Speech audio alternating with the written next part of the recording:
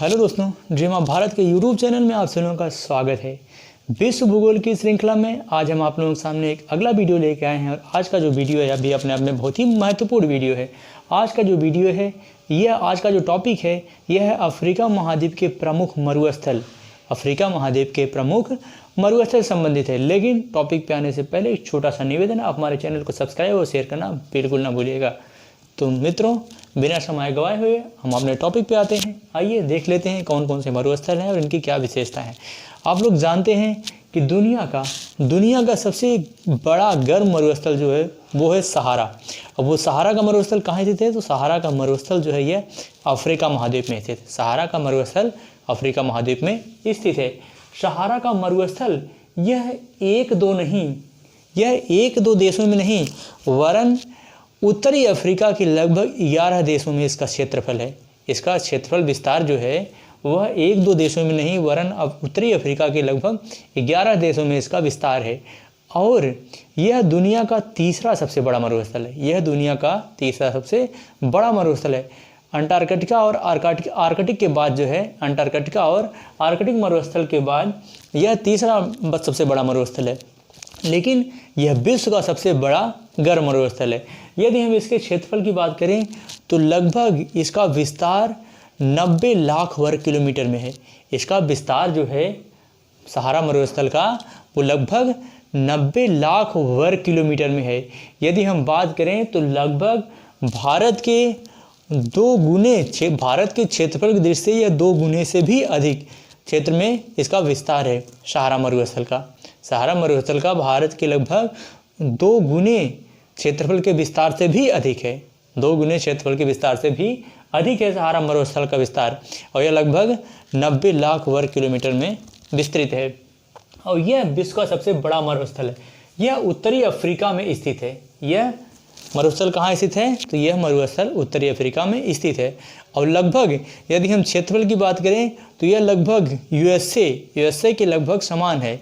लेकिन यहाँ बहुत कम जनसंख्या निवास करती है। यहाँ लगभग पूरे अगर हम सहारा मरुस्थल की बात करें तो लगभग सिर्फ 3 करोड़ के आसपास ही जनसंख्या यहाँ निवास करती होगी सहारा का मरुस्थल। क्यों? क्योंकि यहाँ यह बहुत गर्म मरुस्थल है और यहाँ जो है जीवन संभव बहुत कम है, मतलब बहुत दुर्गम है, जिसकी वजह से यहाँ जो है बहुत कम जनसंख्या निवास करती है। और दक्षिण अफ्रीका में स्थित है। यह उत्तरी अफ्रीका में स्थित है। और यह अर्ग सहारा का रेतीला क्षेत्र है। अर्ग जो है यह सहारा का रेतीला क्षेत्र है, जबकि हमदा अर्ग सहारा का रेतीला क्षेत्र है, जबकि हमदा जो है यह अर्ध शुष्क। हमदा जो है यह अफ्रीका के सहारा की पथरीली मरुभूमि है। यह हमदा जो है यह अफ्रीका की पथरीली मरुभूमि है। हमदा जो है यह अफ्रीका की पथरीली मरुभूमि है। और जबकि अर्ग जो है यह सहारा का रेतीला क्षेत्र है। अर्ग यह क्षेत्र है और हमदा ये पथरीली मरुभूमि है सहारा का। इसके बाद है साहिल मरुस्थल।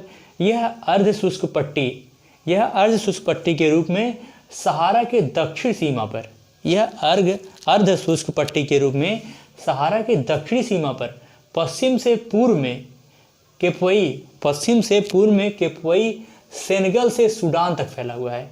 पश्चिम से पूर्व तक यह सेनेगल से सूडान तक इसका पूरा विस्तार है। साहिल मरुभूमि का इसका विस्तार जो है पश्चिम से पूर्व तक केपवई से लेकर के सेनेगल और सूडान तक इसका विस्तार है। साहिल मरुभूमि का यह अर्ध शुष्क पट्टी की तरह जो है सहारा के दक्षिण सीमा पर यह विस्तृत है। इसके बाद है नामीब मरुस्थल। अगला कौन सा मरुस्थल है? तो अगला है नामीब मरुस्थल। नामीबिया से दक्षिण अफ्रीका तक यह एक गर्म शुष्क मरुस्थल है। नामीबिया से लेकर के दक्षिण अफ्रीका तक यह एक गर्म शुष्क मरुस्थल है। और खोई और बुशमैन जो जनजातियां पाई जाती हैं उनका ये मूल निवास स्थान है। नामीब मरुस्थल जो है यह खोई और बुशमैन जनजातियों का यह प्रमुख मूल निवास स्थान है। और यह नामीबिया से लेकर के दक्षिण अफ्रीका तक विस्तृत है। और यह एक गर्म शुष्क मरुस्थल है। यह कैसा मरुस्थल है? तो यह एक गर्म और शुष्क मरुस्थल है जिसका विस्तार नामीबिया से लेकर के दक्षिण अफ्रीका तक है और खोई और बुशमैन जनजातियों का यह निवास स्थान है। और यहाँ पशुपालन भी होता है। यहाँ क्या होता है? यहाँ पशुपालन भी होता है। तब नामीब मरुस्थल में पशुपालन भी होता है और हीरे के भंडार हेतु यह प्रसिद्ध है। नामीब मरुस्थल में पशुपालन भी होता है और नामीब मरुस्थल हीरे के भंडार के रूप में भी प्रसिद्ध है। हीरे के भंडार के लिए भी यह मरुस्थल जाना जाता है, नामीब मरुस्थल। इसके बाद है नूबियन मरुस्थल। अगला मरुस्थल कौन सा है? अगला है नूबियन मरुस्थल। यह सहारा मरुभूमि का पूर्वी भाग है। नूबियन मरुस्थल यह सहारा मरुभूमि का पूर्वी भाग है। यदि हम पूर्वी भाग की बात करें तो सहारा मरुस्थल, मान लीजिए ये मैप है और यहाँ ये पूरा जो आप देख रहे हैं उत्तरी अफ्रीका में ये पूरा विस्तार किसका है? तो सहारा का। लेकिन सहारा का जो ये पूर्वी भाग है, सहारा का ये जो पूर्वी भाग है, तो पूर्वी भाग में सहारा के पूर्वी भाग में जो सहारा का ये जो है सहारा मरुभूमि का पूर्वी भाग है। नूबियन मरुस्थल जो है यह सहारा मरुभूमि का पूर्वी भाग है जो नील नदी एवं पूर्वी लाल सागर के मध्य उत्तर पूर्व सूडान में स्थित है। जो नील नदी और लाल सागर के मध्य उत्तर पूर्वी सूडान में स्थित है। नील नदी एवं पूर्वी लाल सागर के मध्य, नील नदी एवं पूर्वी लाल सागर के मध्य यह उत्तर पूर्वी सूडान में स्थित है। यह उत्तर पूर्वी सूडान में स्थित है। अगर आप देखेंगे तो यहाँ से नील नदी निकलती है और इसके उत्तर में आप देखेंगे तो यहीं पे है लाल सागर, यहीं पे है लाल सागर। तो लाल सागर और नील नदी के पूर्वी भाग में नील नदी के पूर्वी एवं लाल सागर के मध्य में जो है उत्तर पूर्वी सूडान तक इसका विस्तार है। उत्तर पूर्वी सूडान तक इसका विस्तार है। इसके बाद अगला मरुस्थल कौन सा है? अगला है कालाहारी मरुस्थल। अगला मरुस्थल कौन सा है? अगला है कालाहारी मरुस्थल। यह बोत्सवाना में अर्ध शुष्क क्षेत्र है। यह बोत्सवाना का अर्ध शुष्क क्षेत्र है जो नाभी मरुभूमि के पूर्व में स्थित है। अफ्रीका के सबसे प्राचीन कालाहारी अफ्रीका की सबसे प्राचीन जो जनजाति है वह है कालाहारी और बुशमैन का यह निवास स्थान है। कालाहारी मरुस्थल अफ्रीका की सबसे प्राचीन जनजातियां जो हैं, प्रमुख जनजातियों में कालाहारी और बुशमैन ये जो प्राचीन सबसे जनजातियां हैं इनका जो है यह निवास स्थान है। कालाहारी और बुशमैन जो जनजाति है ये लोग जो दीमक होते हैं, दीमक को ये लोग चावल की संज्ञा देते हैं। चावल के रूप में जो है इसका इस्तेमाल करते हैं, जो मतलब भोजन के रूप में दीमक को ये लोग चावल कहते हैं, चावल की तरह उसको खाते हैं। क्योंकि ये लोग एक तरह से सर्वाहारी होते हैं मतलब सब कुछ खाते हैं, जो ये बुशमैन और मतलब जो प्रमुख जनजातियां हैं यहाँ अफ्रीका की। इसके बाद है अफार डिप्रेशन मरुस्थल। अफार डिप्रेशन यह इथियोपिया एवं जिबूती में एक गर्म मरुस्थल है। इसका विस्तार कहाँ से कहाँ तक है? इथियोपिया एवं जिबूती तक इसका विस्तार। अफार डिप्रेशन मरुस्थल का इसका विस्तार इथियोपिया एवं जिबूती तक इसका विस्तार है और यह एक गर्म मरुस्थल है। यह कैसा मरुस्थल है? तो यह एक गर्म मरुस्थल है जो लाल सागर एवं अदन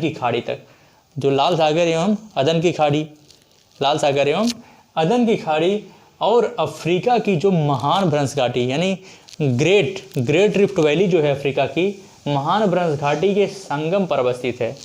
यानी कि लाल सागर, अदन की खाड़ी और अफ्रीका की ग्रेट रिफ्ट वैली के संगम पर स्थित है।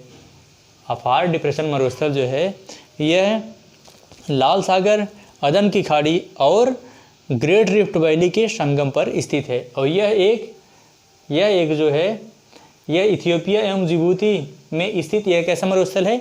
यह एक गर्म मरुस्थल है। यह एक गर्म मरुस्थल जो लाल सागर, अदन की खाड़ी और ग्रेट रिफ्ट वैली के संगम पर स्थित है। अगला है ग्रेट सैंड सागर। अगला कौन सा मरुस्थल है? अगला है ग्रेट सैंड सागर। यह पूर्वी अफ्रीका में स्थित एक मरुस्थलीय क्षेत्र है। ग्रेट सैंड सागर यह पूर्वी अफ्रीका में स्थित एक मरुस्थलीय क्षेत्र है जो लीबिया एवं मिस्र की सीमा पर अवस्थित है। यह अफ्रीका के पूर्व में स्थित है, जो लीबिया और मिस्र, इसका विस्तार कहाँ है, तो इसका विस्तार जो है लीबिया और मिस्र में अवस्थित है। यह लीबिया और मिस्र में जो है इसका विस्तार है। ग्रेट सैंड सागर का विस्तार लीबिया और मिस्र में है। यह एक मरुस्थलीय क्षेत्र है। पूर्वी अफ्रीका का यह एक मरुस्थलीय क्षेत्र है।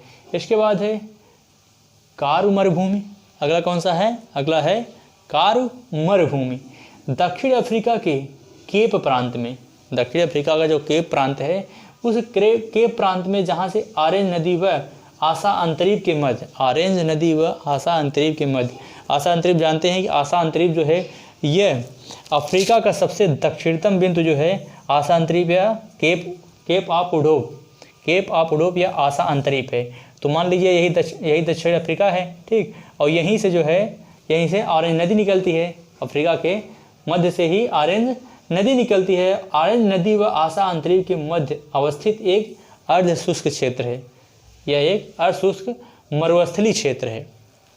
अर्ध शुष्क मरुस्थलीय क्षेत्र है जो ऑरेंज नदी व आसा अंतरीप के मध्य अवस्थित है, जो ऑरेंज नदी और आसा अंतरीप के मध्य अवस्थित है, जब दक्षिण अफ्रीका के केप प्रांत में।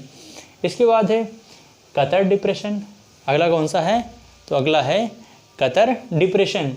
यह एक विस्तृत ठलुआ व निर्गम्य मरुस्थल है। यह एक विस्तृत ठलुआ व निर्गम्य मरुस्थल है जो काहिरा के पश्चिम में, जो काहिरा यानी काहिरा मिस्र की राजधानी है, यानी जो काहिरा के पश्चिम में अर्थात उत्तर पूर्वी अफ्रीका में स्थित है।